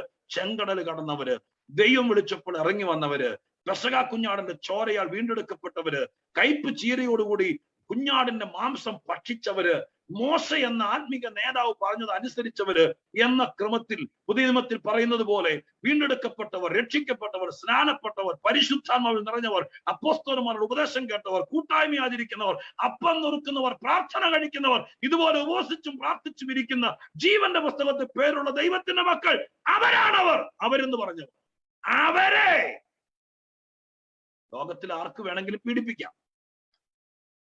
അതൊക്കെ സ്തോത്രം ലോകത്തിന്റെ ഇഷ്ടം. പക്ഷെ ദൈവം ഇവിടെ ഒരു ക്ലോസ് വെച്ചിരിക്കുക. അവർ കടന്നു പോകുന്ന മേഖലയിൽ അവരെ പീഡിപ്പിക്കാൻ ദൈവം ആരെയും സമ്മതിച്ചു. അപ്പൊ അതിൽ നിന്നൊരു കാര്യം മനസ്സിലാക്കണം, ദൈവം സമ്മതിക്കാതെ ആർക്കും പീഡിപ്പിക്കാൻ പറ്റിയ. സ്തോത്രം. പീഡിപ്പിക്കലൊക്കെ ഏതൊക്കെ വിധത്തിലുണ്ടെന്ന കാര്യം ഇപ്പൊ ഈ അടുത്ത ഇടയ്ക്ക് ഈ വാക്കൊക്കെ ബൈബിള് 105-ാം സങ്കീർത്തനമൊക്കെ എഴുതുമ്പോൾ ഈ വാക്കൊക്കെ എന്താന്ന് പോലും എഴുത്തുകാരൻ അറിയില്ലായിരുന്നു. അപ്പൊ നമ്മുടെ കൊച്ചു പിള്ളേർക്ക് പോലും അറിയാം ആ വാക്ക് എന്താന്ന്. സ്തോത്രം. അത് നമ്മളിപ്പോ ഇവിടെ വിശദീകരിക്കേണ്ട കാര്യമില്ല. അപ്പൊ അതുപോലത്തെ വാക്ക് ഇന്ന് ഏതൊക്കെ വിധത്തിലാണ്, ഗാർഹിക പീഡനം, എന്തൊക്കെ സംഭവങ്ങളാണ്, ഈ വക പല പീഡനങ്ങൾ. സ്തോത്രം. ഇതൊക്കെ ഉണ്ടെങ്കിലും നിങ്ങൾ എന്ത് ചെയ്യണമെന്ന് അറിയാമോ? സത്യം നിങ്ങൾ അറിയുമ്പോഴാണ് ഈ വാക്യം എഫക്ട് ചെയ്യുന്നത്. ഞാൻ പറഞ്ഞല്ലോ, നിങ്ങൾ അടിവരയിട്ടിട്ട് പറയണം. നിങ്ങളെ കഴുകന്റെ കണ്ണുപോലെ നോക്കാനും, നിങ്ങളെ സ്വന്തം വീട്ടിൽ കിടത്തി ഉറക്കാതിരിക്കാനും, നിങ്ങൾ നിൽക്കുന്ന സ്ഥലത്ത് നിങ്ങളെ ഏതെങ്കിലും വിധത്തിൽ കരയിപ്പിക്കാനും, ആ വിധത്തിൽ പീഡിപ്പിക്കാനൊക്കെ ഒത്തിരി പേരെ പിശാച് അഭിഷേകം ചെയ്ത് വിട്ടാലും നിങ്ങൾ വിശ്വസിക്കേണ്ട കാര്യം ഇതാണ്: എന്റെ ദൈവം സമ്മതിക്കാതെ. സ്തോത്രം. ഹല്ലേലൂയ. എത്ര പേര് അതിന് സ്തോത്രം പറയും? എന്റെ ദൈവം സമ്മതിക്കാതെ നിങ്ങളെയോ നിങ്ങളുടെ കുഞ്ഞുങ്ങളെയോ നിങ്ങളുടെ നന്മയെയോ പീഡിപ്പിക്കാൻ ദൈവം സമ്മതിക്കാതെ നടക്കുകയല്ല. സ്വർഗം സമ്മതിക്കണം. ദൈവം സമ്മതിച്ചെങ്കിലേ ഇയ്യോബിന്റെ വീടിന്റെ ചുറ്റും കെട്ടിയിരിക്കുന്ന വേലി കണ്ണുകൊണ്ട് കാണത്തില്ല. അത് പൊളിച്ചു കൊടുക്കാതെ സ്തോത്രം ഒരിക്കലും സാത്താൻ അതിനകത്ത് കയറാൻ പറ്റില്ല. സ്തോത്രം. ഹല്ലേലൂയ. കൊരിന്ത്യലേഖനത്തിൽ തന്നെ വാക്ക് പിന്നെ എന്നെ ഓർപ്പിക്കുന്നു. അവിടെ പറയുന്നുണ്ട്, സഭയ്ക്കകത്തിരുന്നുകൊണ്ട് വലിയ തെറ്റ് ചെയ്ത ആളാണ്. ആ മനുഷ്യന് അനുതാപം വരാത്തതിന്റെ പേര് പൗലോസ് സഭയോട് പറയുക, നിങ്ങൾ അവനെ സാത്താൻ ഏൽപ്പിച്ചു കൊടുക്ക്, അവൻ ജഡസംഹാരം നടക്കട്ടെ. സ്തോത്രം. മനസ്സിലായി? അപ്പൊ സഭയ്ക്കകത്ത് വന്ന ഒരുത്തനെ നമ്മൾ പറയുന്നത് ചുമ്മാ കയറി ഒന്നും സ്തോത്രം സാത്താനം ചെയ്യാൻ ഒന്നും ചെയ്യാം. പിന്നെ സാത്താൻ അങ്ങ് പിടിച്ചോണ്ട് പോയാൽ പോരാ, പൗലോസിനെ തന്നെ ഏൽപ്പിച്ചു കൊടുക്കാൻ പറഞ്ഞേ. സ്തോത്രം. അപ്പൊ സഭയുടെ ബൗണ്ടറിക്കകത്ത് കയറി ഒരുത്തനെ സാത്താനും സാത്താന്റെ ശക്തികൾക്ക് തൊടാൻ പറ്റില്ല. അത്രയ്ക്ക് ഹൈലി പ്രൊട്ടക്റ്റഡ് ഏരിയ ആണ് ദൈവത്തിന്റെ സഭ എന്ന് പറയുന്നത്. അതിനകത്തിരിക്കുന്നവനെ പീഡിപ്പിക്കാൻ സ്തോത്രം നമ്മൾ ചിലർ വിചാരിച്ചിരിക്കുവാൻ നടക്കുകയല്ല. അതിനെ ദൈവമായ കർത്താവാണ് സംരക്ഷിക്കുന്നത്, കരുതുന്നത്. ആ വാക്യത്തോട് ചേർന്ന് പറഞ്ഞിട്ടുണ്ട്, അവരുടെ നിമിത്തം രാജാക്കന്മാരെ ശാസിച്ചു. സ്തോത്രം, കണ്ടോ? രാജാക്കന്മാരെ ശാസിച്ചു. നിന്നെ രക്ഷിക്കാൻ, നിന്നെ നേരെ നിർത്താൻ ദൈവം ചിലരെ ശാസിക്കും. ഞാൻ ആ വാക്കിന്റെ പുറകെ പോകുന്നില്ല. ബൈബിൾ ഒത്തിരി വാക്കുണ്ട്. ഈ പ്രാർത്ഥനയിൽ ദൈവം ചിലരെ കണ്ടിട്ടുണ്ട്. നിന്നെ നേരെ നിർത്താൻ, നിന്നെ ദൈവത്തിന്റെ പ്ലാനിൻ പ്രകാരം കൊണ്ടുവരാൻ. ചിലരെ കൊല്ലത്തൊന്നുമില്ല, ചിലരെ വെട്ടിക്കളയത്തൊന്നുമില്ല. പിന്നെ എന്ത് ചെയ്യും? ദൈവം ചിലരെ ശാസിച്ചു നിർത്തും. ദൈവം ചിലരെ ശാസിച്ചു നിർത്തിയെങ്കിലേ സഭയ്ക്ക് അവിടെ നിലനിൽക്കാൻ പറ്റുള്ളൂ. ദൈവം ചിലരെ ശാസിച്ചു നിർത്തിയെങ്കിലേ നിനക്ക് അവിടെ ശുശ്രൂഷിക്കാൻ പറ്റുള്ളൂ. ചിലരെ ശാസിച്ച് നിർത്തേണ്ട സ്ഥലത്ത് നിർത്താൻ അറിയാവുന്ന ഒരു ദൈവമാണ് നമ്മുടെ ദൈവം. അതുകൊണ്ട് ഇന്ന് രാത്രി ഉപവാസ പ്രാർത്ഥനയിൽ സ്വർഗം ദൈവമക്കൾ പറയുന്നു, നിന്നെ ചിലരെ നോട്ടം വെച്ചിട്ടുണ്ടാകും, നിന്നെ ഇറിറ്റേറ്റ് ചെയ്യുന്നുണ്ടാകും, നിന്നെ ശല്യപ്പെടുത്തുന്നുണ്ടാകും. അവരെ വേറെ ആരെയും വിളിച്ച് നീ ശാസിപ്പിക്കണ്ട. നീ ചുമ്മാ പോലീസ് സ്റ്റേഷന്റെ അവിടെ ഇവിടെ കടലാസ് കൊടുത്ത് അവരെ കൊണ്ട് ശാസിപ്പിക്കാൻ നോക്കണ്ട. സ്തോത്രം. നീ ദൈവത്തിന്റെ സന്നിധി നിന്ന് പ്രാർത്ഥിക്കുമ്പോൾ ദൈവം ശാസിക്കേണ്ടവനെ ശാസിക്കും. നിങ്ങളിന്ന് ആത്മാവിൽ വിശ്വസിച്ചു, ഈ പ്രാർത്ഥനയിൽ നടക്കുന്ന കാര്യമാണ്. കർത്താവ് ചിലരെ ശാസിക്കും. അത് എന്റെ മകനാണ്, എന്റെ മകളാണ്. സ്തോത്രം. അവന്റെ പുറകെ നടക്കരുത്, അവളുടെ പുറകെ വെറുതെ മെനക്കെടരുത്, അവളെ പീഡിപ്പിക്കരുത്, അവനെ പീഡിപ്പിക്കരുത്, അവന്റെ നന്മ കുറയ്ക്കരുത്, അവനോട് കയ്പ് വെച്ച് പെരുമാറരുത്, അവന്റെ നന്മയ്ക്ക് കുറവ് വരുത്തരുത്, അവന്റെ ഒരു നന്മയും പിടിച്ചു വെക്കരുത്, അവനെ വഴിയിൽ തടയരുത്, അവന് മാനസികമായിട്ട് ബുദ്ധിമുട്ടിപ്പിക്കരുത് എന്ന് ദൈവം ചിലരെ ശാസിച്ചാൽ അവർക്ക് ഒതുങ്ങിയല്ലേ പറ്റൂ. നിങ്ങൾ വിശ്വസിക്ക്, ചിലരെ ദൈവം ഈ പ്രാർത്ഥനയിൽ ശാസിക്കും. എന്തിനാ? നമ്മളെ പീഡിപ്പിക്കരുത് എന്ന് ദൈവമായ കർത്താവ് പ്ലാൻ ചെയ്തിരിക്കുന്നത് കൊണ്ട്. സ്തോത്രം. ഹല്ലേലൂയ. അടുത്തത് വേഗത്തിൽ പറഞ്ഞെങ്കിലേ തീരത്തുള്ളൂ. അടുത്തത് 66 സങ്കീർത്തനത്തിന്റെ 9 വാക്യം. സങ്കീർത്തനങ്ങൾ 66:9. മൂന്നാളെ ഞാൻ വേഗം പറയാം, അവസാനത്തെ ഓർണിച്ചിൽ അധികം പറഞ്ഞെങ്കിലേ അതൂതിന്റെ പ്രസക്തമായ കാര്യത്തേക്ക് നമുക്ക് കയറാൻ പറ്റുള്ളൂ. 66:9 വാക്യത്തിൽ എഴുതിയിരിക്കുന്നത് എങ്ങനെയാണ്? അവൻ നമ്മളെ ജീവനോടെ കാക്കും, നമ്മുടെ കാലടികൾ വഴുതുവാൻ സമ്മതിക്കുന്നില്ല. കാലടി വഴുതുവാൻ. ഓക്കെ, സ്തോത്ര. ഹല്ലേലൂയ. ഞാൻ ആരംഭത്തിൽ ഓർപ്പിച്ച പോലെ കാലടി വഴുക എന്ന് പറഞ്ഞാൽ നമ്മൾ എവിടെയും തെന്നി വീഴുക എന്നുള്ളതല്ല. സ്തോത്ര. ഹല്ലേലൂയ. കാലാണ് നമ്മളെ നേരെ നിർത്തുന്നത്. സ്തോത്രം. കാലുള്ളത് കൊണ്ടാണ് തല ഉയർന്നു നിൽക്കുന്നത്. കാൽ രണ്ടും ക്ഷീണിച്ചു പോയായിരുന്നെങ്കിൽ തല പിന്നെ ഇങ്ങനെ സ്തോത്രം തലയണ വെച്ച് കിടക്കേണ്ട വന്നേനെ. അപ്പൊ കാലെന്ന് പറയുന്നത് വലിയ സംഭവമാണ് നമ്മുടെ ശരീരത്തോടുള്ള ബന്ധത്തിൽ. അത് വഴുതിപ്പോയാൽ, വീണുപോയാൽ, സ്തോത്രം, ഞാൻ ഇങ്ങനെ ഒന്ന് വ്യാഖ്യാനിക്കാം. ഒരു കുടുംബത്തിൽ ഒരു ശരീരത്തോട് ഉപമിച്ചാൽ, നമ്മുടെ സഭയെ വേദപുസ്തകത്തിൽ ശരീരത്തോട് ഉപമിക്കുന്നുണ്ടല്ലോ. സ്തോത്രം. പല അവയവങ്ങളാന്ന് പറയുന്നുണ്ടല്ലോ. എല്ലാരും കാലല്ല ഒരു സഭയ്ക്കകത്ത്, എല്ലാരും കണ്ണുമല്ല. സ്തോത്രം. അപ്പൊ ഈ ഓരോ അവയവങ്ങളാണെന്ന് ഞാനല്ല വേദപുസ്തകം പഠിപ്പിക്കുന്നത്. ആ കാര്യത്തിൽ എല്ലാവർക്കും ഓരോരോ സ്ഥാനവും, എല്ലാവരും ഒരുപോലല്ല ആ സ്ഥാനങ്ങളിലാണ് നിൽക്കുന്നത്. അങ്ങനെയാണെങ്കിൽ സഭയ്ക്കകത്ത് കാല് പോലെ നിൽക്കുന്ന ചിലർ കാണും. വീടിനകത്ത് കാലായി എന്ന് പറഞ്ഞാൽ നേരെ ആ കുടുംബത്തെ നേരെ നിർത്തുന്നത് കാലാണ്, സഭയെ നേരെ നിർത്തുന്നത് കാലുകളാണ്. ശരീരത്തോടുള്ള ബന്ധത്തിൽ തല യേശുവാണ് എന്ന് എഴുതിയിട്ടുണ്ട്. കാൽ ആരാന്ന് എഴുതിയിട്ടില്ല. ഇങ്ങനെ എഴുതിയ പ്രശ്നം ഉണ്ടാവും, അതുകൊണ്ട് എഴുതായിരുന്നു. സ്തോത്രം. തലയെക്കുറിച്ച് എഴുതിയിട്ടുണ്ട് സഭയ്ക്കകത്ത്, തല ക്രിസ്തുവാണ്. പിന്നെ എന്റെ സഭയിലേക്ക് നോക്കിയിട്ട് പറയുകയാണ്, ഞാൻ വിശ്വാസികളെ ഓരോരുത്തർ എടുക്കുകയാണ്. നാളെ അടുത്ത ഞായറാഴ്ച മുതൽ കണ്ണ് സ്തോത്രം ഇന്ന ബാബുച്ചാനായിരിക്കും, ചെവി എന്താ പറയാ രാജാനായിരിക്കും എന്ന് പറഞ്ഞു കഴിഞ്ഞാൽ അവര് തമ്മിൽ പ്രശ്നം ഉണ്ടാവും. ഇത് നമ്മളോട് പിന്നെ അതിന്റെ ഒരു കർത്താവ് തല ഞാനാന്ന് പറയും. അതിനി ആരും കയറി എടുക്കരുത്. സഭയിലെ സ്തോത്രം കർത്താവ് നേരത്തെ പറഞ്ഞു, അതിനി നിങ്ങൾ ആരും കയറി, തല ഞാനാണ്. നീ കാലാരെങ്കിലും അയക്കോ, കൈ ആരെങ്കിലും, പ്രശ്നമല്ല. കർത്താവ് തല ഞാനാ. എന്നാലും ഒരു ശരീരമാണെങ്കിൽ കാല് വേണമല്ലോ. അപ്പൊ ഒരു സഭ നേരെ നിൽക്കാൻ കാലുകളിലാണ് നിൽക്കുന്നത്. നിങ്ങൾ ഇന്ന് രാത്രി ഈ യോഗത്തിൽ ഇരിക്കുമ്പോൾ ഒരു അനുഗ്രഹിക്കപ്പെട്ട സഭയിലല്ലേ ഇരിക്കുന്നത്. നിങ്ങൾ നിങ്ങളുടെ പൊസിഷൻ ഒന്ന് ചിന്തിച്ച്, എന്നിട്ട് നീ ബാക്കി നീ 7 കാര്യം പറയാൻ പറ്റിയില്ലെങ്കിൽ നമുക്ക് ഇതിനോട് നിർത്തിയാലും കുഴപ്പമില്ല. ഒന്ന് ചിന്തിച്ച്, വാസ്തവത്തിൽ നിങ്ങൾ ആ സഭയിൽ ആരാ? ചുമ്മാ വന്നു പോകുന്നു, 10 രൂപ സ്വത്രാഴ്ച ഇടാൻ പറയുമ്പോഴത്തേക്ക് ഒരു സ്വത്രാഴ്ച ഇടുന്നു, പിന്നെ ആരെങ്കിലും പറഞ്ഞാൽ ബുദ്ധിമുട്ടി സ്വത്രം എന്തെങ്കിലും കാര്യങ്ങൾ കൊടുക്കുന്നു. അങ്ങനെ ഒരു ബന്ധമാണ് സഭയ്ക്കകത്തുള്ളത്. അതെയോ ഈ പറയുന്ന പോലെയൊക്കെ നിങ്ങൾ ഈ സഭയ്ക്കകത്ത് കൈയാണോ, കണ്ണാണോ, കാതാണോ, കാലാണോ, ആരാണ്? കൈയും കണ്ണും കാലും മാത്രമാണ് ശരീരത്തിന്. ആരും അറിയാതെ അകത്തിരുന്ന് സ്പന്ദിക്കുന്ന ഹൃദയമില്ലേ? ഉള്ളിലിരുന്ന് എല്ലാം അനാലൈസ് ചെയ്യുന്ന കരളില്ലേ? സ്തോത്രം. ഇതിനെല്ലാം അരിച്ചെടുക്കുന്ന ആന്തരിക അവയവങ്ങളില്ലേ, ഇതൊക്കെ ഉണ്ട്. എല്ലാരും രംഗത്ത് വന്നു നിൽക്കുകയല്ല, എല്ലാരും പ്ലാറ്റ്ഫോമിൽ വന്നു നിൽക്കുകയല്ല, എല്ലാരും ഒരു മുമ്പിൽ വന്നു നിൽക്കുകയല്ല. എങ്കിലും ഉള്ളിലിരുന്നുകൊണ്ട് ഞരങ്ങുന്ന ചിലരുണ്ട്, ഉള്ളിലിരുന്നുകൊണ്ട് സ്പന്ദിക്കുന്ന ചിലരുണ്ട്. അവരാണ് വിലയേറിയവർ. അവർ പുറത്തു വന്നില്ലെങ്കിലും അവരൊക്കെ അകത്തിരുന്നുകൊണ്ട് ആത്മാവിൽ ഒരു ജോലിക്കൊന്നും പോകുന്നുണ്ടായിരിക്കുകയില്ല. ബാക്കി ആ രാജ്യത്ത് ചെന്നവരെല്ലാവരും സ്വത്രം ജോലിക്ക് വേണ്ടിയിട്ടാണ് അവിടെ ചെന്നത്.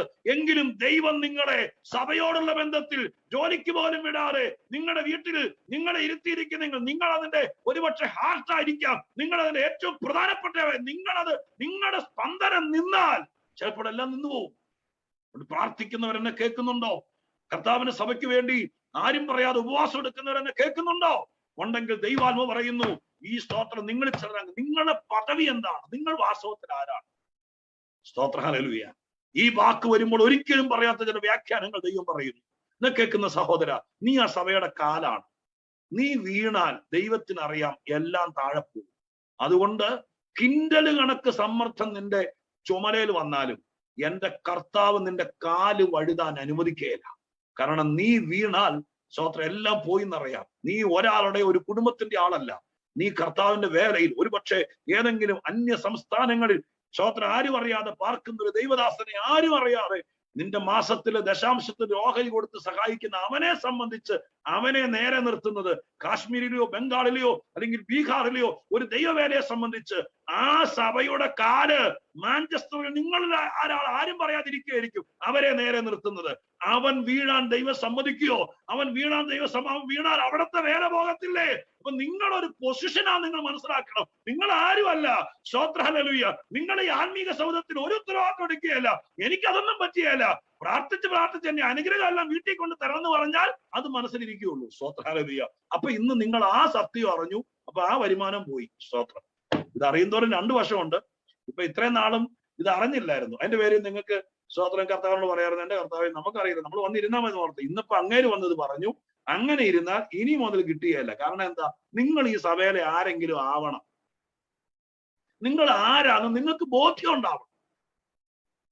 സ്തോത്രം. അങ്ങനെ ബോധ്യം ഉണ്ടെങ്കിൽ ഇനി നടക്കുള്ളൂ. നിങ്ങൾ ഈ സഭയിലെ കാലായി, ഈ സഭ എന്ന് പറഞ്ഞാൽ ആത്മീക ഗ്രഹത്തിന്റെ കാലായി മാറിയാൽ നിങ്ങൾക്കത് പിടികിട്ടുന്നുണ്ടോ?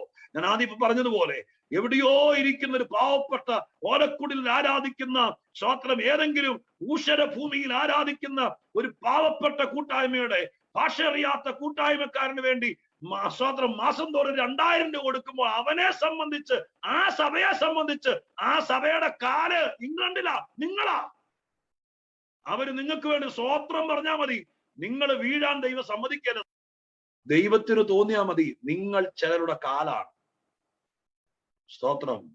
നിങ്ങൾ ആ സഭയിൽ നേരെ നിൽക്കാൻ വേണ്ടി അതിനെങ്ങനെ നിൽക്കുന്നിടം മാന്തിക്കളയുന്ന ഇടിച്ചു കളയുന്ന സ്തോത്രം എന്താ പറയുക, തുരപ്പനരിയെ പോലെ നിൽക്കുന്നിടം തുറന്നു കളയുന്ന അല്ല. ഇതിനെ നേരെ നിൽക്കാൻ വേണ്ടി പ്രാർത്ഥിച്ചും സ്തോത്രം ചെയ്തൊക്കെ നിർത്തുന്ന ഒരു കാലാന്ന് പറഞ്ഞാൽ നിങ്ങൾക്ക് ഗ്യാരണ്ടി ഞാൻ തരാം, നിങ്ങൾ വീഴാൻ ദൈവം സമ്മതിക്കുകയല്ല.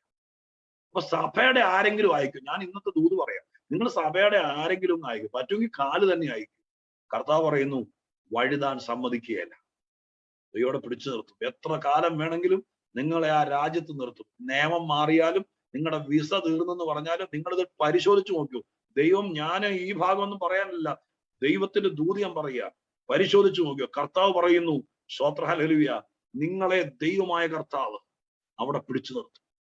സ്തോത്രം. ഇനി നിയമപരമായിട്ട് നിൽക്കാൻ പറ്റത്തില്ലെന്ന് വന്നാലും നിങ്ങൾ കാലാണെങ്കിൽ ദൈവത്തിന് തോന്നും നിങ്ങൾ അവിടെ നിന്ന് സ്ലിപ്പാകരുത്. നിങ്ങൾ ഇപ്പോൾ നിൽക്കുന്ന സ്ഥാപനത്തിൽ നിന്ന്, നിങ്ങളുടെ ഇപ്പോഴത്തെ വിസ സ്റ്റാറ്റസിൽ നിന്ന് നിങ്ങൾ വഴുതിപ്പോയാൽ നിങ്ങളുടെ കുടുംബത്തിന്റെ കാലാണ് നിങ്ങൾ. നാട്ടിലേക്ക് വന്നപ്പോഴേക്കും അപ്പച്ചനെയും മറന്ന് അമ്മച്ചയും മറന്ന് സഹോദരങ്ങളെ മറന്ന് സ്തോത്രം ഒരുതരം വല്ലാത്ത മനസ്സോടെ ഇരിക്കുന്നെങ്കിൽ എപ്പോ വീണെന്ന് ചോദിച്ചാൽ മതി. അതിന് പിന്നെ പ്രാർത്ഥിക്കാൻ വേണ്ടി വിളിക്കുകയും ചെയ്യരുത്. തിരിച്ചു ഞാൻ പറയാം, നിങ്ങൾ നിങ്ങളുടെ കുടുംബത്തിന്റെ കാലാണെങ്കിൽ, നിങ്ങളെ രക്ഷിച്ചു വിട്ട, നിങ്ങളെ സ്തോത്രം പ്രാർത്ഥിച്ച് അനുഗ്രഹിച്ചു വിട്ട നിങ്ങളുടെ മാതൃസഭയുടെ കാലാണ് ഇന്നുമെങ്കിൽ ഞാൻ ഉറപ്പു പറയാം, നിങ്ങൾക്ക് അവരിരുന്ന് പ്രാർത്ഥിക്കുന്നതൊന്നും അല്ലെന്നേ. സ്തോത്രം. അതിനൊന്നും ഇപ്പൊ നാട്ടിലൊന്നും ആർക്കും നേരം കിട്ടിയില്ല. അന്ന് നിങ്ങൾ നോക്കണ്ട, ദൈവം അത് കാണുന്നുണ്ട്. നിങ്ങൾ വീണാൽ ചിലര് മൊത്തത്തിൽ താഴെ പോകും, കാലുകൾ പോയാൽ പോകും. സ്തോത്രം. ഇന്നത്തെ രാത്രിയിലെ ദൂതിന്റെ ഏറ്റവും പ്രസക്തമായ ഭാഗം ഇത്. കാരണം എനിക്കറിയാം ഇത് മെമ്മറി പോലും ഇല്ലാത്ത ദൂതാണ്. കർത്താവിന്റെ ആത്മാവ് നിങ്ങൾക്ക് വ്യാഖ്യാനിച്ചു തരികയാണ്. അപ്പൊ ചിന്തിക്കേണ്ടത്, ഞാൻ കാലാവണം, ചിലരെ പിടിച്ചു നിർത്താൻ കാലാവണം. ഞാൻ ആയിക്കോളാന്ന് പറ. എന്റെ അപ്പച്ചനും അമ്മച്ചിയും മരിക്കുന്നവരെയും എന്റെ അപ്പന്റെ കാലായിക്കോളാം, ഞാൻ എന്റെ അമ്മയുടെ കാലായിക്കോളാം. അവരെന്നെ നൊന്ത് പറ്റിയ അമ്മയല്ലേ, അവർ ജീവിച്ചിരിക്കുന്നെങ്കിൽ പറയണം. വല്ലപ്പോഴും വല്ലതും കൊടുത്തിട്ട് ഒഴിവാകരുത്. ചേട്ടൻ അവിടെ ഉണ്ടല്ലോ, പെങ്ങൾ അവിടെ ഉണ്ടല്ലോ, അവർ വേണമെങ്കിൽ നോക്കട്ടെ എന്നൊന്നും പറയരുത്. നിങ്ങൾ ഇന്ന് തീരുമാനം എടുത്താൽ ഞാൻ പറയാം, നിങ്ങളെ ദൈവം നിങ്ങളുടെ പദവിയിൽ നിന്ന് താഴെ കളയില്ല. ആ കാല് വഴുതിയാൽ ഇവിടെ നാട്ടിലെ കുടുംബം താഴെ പോവും. സ്വർഗം അത് ചെയ്യില്ല. സ്തോത്രം. കർത്താവ് പറയുന്നൊരു വഴി പറഞ്ഞു തരുന്നു. നിന്നെ ആരൊക്കെ തോണ്ടി പുറത്തിറക്കാൻ നോക്കിയാലും, നിനക്ക് വിസ കാലാവധി തീർന്നു പറയും, ഇനി റിന്യൂവേഷൻ നടക്കില്ലെന്ന് പറഞ്ഞാലും, എന്തൊക്കെ പറഞ്ഞാലും സ്വർഗത്തിലെ ദൈവം സമ്മതിച്ചാലല്ലേ നിന്നെ അവിടെ നിന്ന് പറഞ്ഞു വിടാൻ പറ്റുള്ളൂ. നീ അവിടെ കാലായി നിൽക്കുന്നിടത്തോളം കാലം നിന്റെ ശരീരം അൺഫിറ്റ് ആയാലും മെഡിക്കലിൽ നീ തോറ്റാലും ദൈവം പറയുന്നു കർത്താവ് നിന്നെ വീഴിക്കത്തില്ല. സ്തോത്രം. ഇത് ആ പ്രാർത്ഥനയ്ക്ക് ഇരിക്കുന്ന ആരോടൊക്കെയുള്ള ദൈവത്തിന്റെ സ്പെഷ്യൽ ദൂതാണെന്നുള്ള കാര്യത്തിൽ എനിക്ക് ഉറപ്പുണ്ട്. സ്തോത്രം. ഹല്ലേലൂയ. നിങ്ങൾ ഏത് തരം വിസയിൽ അവിടെ ചെന്നാലും ദൈവം പറയുന്നു, വെറുതെ സഭയ്ക്കകത്തിരുന്ന് സഭയും ദൈവമക്കളും പ്രാർത്ഥിക്കും, ഞാനൊരു മൂലയെ വന്നിരുന്ന് സ്പോഞ്ച് വെള്ളം ഒപ്പിയെടുക്കുന്ന പോലെ ഈ നന്മ കൊണ്ട് ഒപ്പിയെടുത്തോണ്ട് പോകും. അങ്ങനെയാണെങ്കിൽ ഞാൻ തിരിച്ചും പറയാം, നിങ്ങൾ എപ്പോ വീണെന്ന് ചോദിച്ചാൽ മതി. തിരിച്ചു ഞാൻ പറയാം, ഇന്ന് നമ്മുടെ സ്റ്റാൻഡ് നമ്മൾ ഉറപ്പിക്കണം. ഞാൻ ഈ സഭയിൽ ഒരു ഭാഗമാണ്, കർത്താവിന്റെ തിരുസഭ. ഞാൻ ഈ രാജ്യത്തുള്ളിടത്തോളം കാലം, സ്തോത്രം, ഇത് വീഴാതെ നിൽക്കാൻ, ഇതിനെ പിടിച്ചു നിർത്താൻ, ഏതെങ്കിലുമൊക്കെ കൂട്ടായ്മയും കുടുംബത്തെ പിടിച്ചു നിർത്താൻ ഞാൻ എൻ്റെ വീട്ടിലെ പ്രതീക്ഷയാണ്. നിങ്ങൾ മറക്കരുത്, നിങ്ങൾ മറക്കരുത്. ദൈവം എന്നോട് പറയും, ഇനി എനിക്ക് മുന്നോട്ട് പോകാനുള്ള ഒരു മൂഡ് പോലും വരുന്നില്ല. കർത്താവിന്റെ ആത്മാവിനോട് പറയുന്നു, ആരോടൊക്കെ അത് പറയാൻ. നിങ്ങൾ നാടും വിട്ട് വീടും വിട്ട് അപ്പനെയും വിട്ട് അമ്മയും വിട്ട് കടലുകൾക്ക് ഇക്കരെ വന്നപ്പോൾ നിങ്ങളെല്ലാം മറക്കരുത്. നിങ്ങളുടെ കയ്യിരിക്കുന്ന കൊച്ചു സൂത്രം മൊബൈല് നിങ്ങളെ ചതിക്കരുത്. നിങ്ങളുടെ ഫേസ്ബുക്ക്, നിങ്ങളുടെ വാട്സാപ്പ് നിങ്ങളെ വീഴിക്കരുത്. സ്തോത്രം. നിങ്ങൾ മറക്കരുത്. നിങ്ങൾ എന്തൊക്കെ നേടിയാലും നിങ്ങൾ നിങ്ങളുടെ കുടുംബത്തിന്റെ കാല ലക്ഷക്കണക്കിന് രൂപ മുടക്കി സ്വർഗത്തിലെ ദൈവത്തോട് പ്രാർത്ഥിച്ച് കണ്ണിൽ എണ്ണയൊഴിച്ച് കാത്തിരിക്കുന്ന പ്രിയപ്പെട്ടവർ ഈ നാട്ടിലുണ്ട്. അവരുടെ കാല നിങ്ങളത് മറക്കാതിരുന്നാൽ നിങ്ങൾക്ക് 90 വയസ്സായാലും നിങ്ങൾ വീഴുകയില്ല. ദൈവം അത് സമ്മതിക്കുകയില്ല. നമ്മൾ നമ്മളെ മറന്ന് മുന്നോട്ട് പോകുന്ന സാഹചര്യത്തിൽ ചിലപ്പോൾ എല്ലാം തകിടം മറിഞ്ഞേക്കാം, എല്ലാം തീർന്നേക്കാം. സ്തോത്രം. ഹല്ലേലൂയ. കാലുകൾ വഴുതാൻ ഒരിക്കലും സമ്മതിക്കുക. വേദപുസ്തകത്തിലൊക്കെ ചില സ്ഥലങ്ങളിലേക്ക് എഴുതിയിട്ടുണ്ട്, കാല് വഴുതുന്നു എന്ന് പറഞ്ഞപ്പോഴേക്കും മതി. സ്തോത്രം. ഹല്ലേലൂയ. അങ്ങനെ പറഞ്ഞപ്പോഴത്തേക്കും കർത്താവ് എന്നെ താങ്ങി എന്നൊക്കെ വാക്യങ്ങളകത്ത് എഴുതിയിട്ടുണ്ട്. സ്തോത്രം. ഞാനതൊന്നും തയ്യാറെടുപ്പിലല്ല ഇരിക്കുന്നത്, എങ്കിലും തിരുവെഴുത്തിൽ കാണുന്ന ചില വാക്യങ്ങൾ, സ്തോത്രം, കാല് വഴുതുന്നു എന്ന് നമ്മൾ ദൈവസന്നിധിയിൽ, സ്തോത്രം, 94 സങ്കീർത്തനത്തിന്റെ 18 വാക്കുകൾ വായിച്ച് 7 കാര്യം പറയാനാ വന്നത്. 3 കാര്യം പറഞ്ഞോളൂ. സ്തോത്രം. ഇനി ബാക്കി 4 ഓടിച്ചു പറഞ്ഞാൽ നിങ്ങൾക്ക് എന്റെ ദൂത് കിട്ടാതെ പോകും. നാളെ പകലും രാത്രിയും കൂടി ഞാനുണ്ട്. സ്തോത്രം. അതുകൊണ്ട് ഞാൻ, സ്തോത്രം, കുറച്ചുകൂടെ പ്രാർത്ഥിച്ച് എക്സ്പ്ലെയിൻ ചെയ്ത് ഞാൻ ആ ദൂതിലേക്ക് ബാക്കി നാളെ രാവിലത്തെ സെക്ഷൻ വരെ, രാത്രി സെക്ഷൻ ഇതിന്റെ ഏറ്റവും പ്രധാനപ്പെട്ട ദൂത് പറയാം. ഇപ്പൊ ഞാൻ ഈ വാക്കോടെ കാണിച്ചിട്ട് ഒരു അല്പസമയം നിങ്ങളൊന്ന് ബ്ലസ് ചെയ്ത് പ്രാർത്ഥിക്കാൻ. ഈ വാക്യം ഒരു ഓപ്പണിങ്, എന്റെ കണ്ണ് തുറന്നു. ഞാൻ ഒരിക്കലും പറയാത്ത ഒരു 25 കൊല്ലമായിട്ട് ഞാൻ പ്രസംഗിക്കുന്ന ഒരാളെന്ന നിലയ്ക്ക് ഈ പറയപ്പെടുന്ന വാക്യത്തെ കുറിച്ചൊക്കെ ഉറക്കത്തിൽ കിടന്നാലും ചിലതൊക്കെ പറയാൻ പറ്റും. അഹങ്കാരമല്ല, വിദിതമാണ്. പക്ഷെ ഇപ്പൊ പറയുന്ന ഈ വ്യാഖ്യാനം നിങ്ങളിൽ ആർക്കൊക്കെയുള്ള ദൈവത്തിന്റെ പ്രത്യേക പാക്കേജ്. നിങ്ങളെ അവിടെ പിടിച്ചു നിർത്താൻ ദൈവത്തിന് ആഗ്രഹമാണ്. പക്ഷെ അതിന് നിങ്ങളൊരു തീരുമാനം എടുക്കണം. ആ തീരുമാനത്തിന്റെ പുറത്ത് ദൈവമായ കർത്താവ് നിങ്ങൾ വഴുതി വീഴാൻ, നിങ്ങൾ സ്കിപ്പ് ചെയ്തു പോകാൻ, നിങ്ങളുടെ പേര് ഒരുപക്ഷെ, സ്തോത്രം, ആ ടെർമിനേഷൻ ലെറ്റർ അങ്ങനെയൊക്കെ പറയാമെന്ന് എനിക്കറിയില്ല, അതിനകത്ത് പെടാതിരിക്കാൻ ദൈവം നോക്കൂ. സ്തോത്രം. ഈ വായിച്ച വാക്യം കൊണ്ട് ഞാൻ പറയാം. 94:18 എന്താ ചെയ്യേണ്ടത്? എന്റെ കാല് വഴുതുന്നു എന്ന് ഞാൻ പറഞ്ഞപ്പോൾ യഹോവേ നിന്റെ ദയ എന്നെ താങ്ങി. വഴുതാനുള്ള സാഹചര്യം കാണും. ഇപ്പൊ നമ്മൾ എന്ത് ചെയ്താൽ മതി? കാല് വഴുതുന്നു എന്ന് പറഞ്ഞുള്ളൂ, അതിനുവേണ്ടി പ്രത്യേകിച്ച് ഒന്നും ചെയ്തില്ല. പറഞ്ഞപ്പോഴേക്കും താങ്ങി. കാരണം നീ വീണാൽ അതൊരു വീഴ്ചയാണ്. കാല് താഴെ പോയാൽ പോയി. അത്രയും പറയുമ്പോഴേക്കും ദൈവം വന്ന് താങ്ങത്തക്ക രീതിയിലുള്ള ഒരു അഫിക്ഷൻ ദൈവവുമായിട്ട് ഈ ഉപവാസ പ്രാർത്ഥനയിൽ ഉണ്ടാക്കിയെടുക്കാൻ പറ്റിയാൽ നമ്മൾ ധന്യരായി. കർത്താവിന്റെ ആത്മാവിൽ ഞാൻ പറഞ്ഞു നിർത്തുന്നു, നീ വീഴാൻ ദൈവം സമ്മതിക്കുക.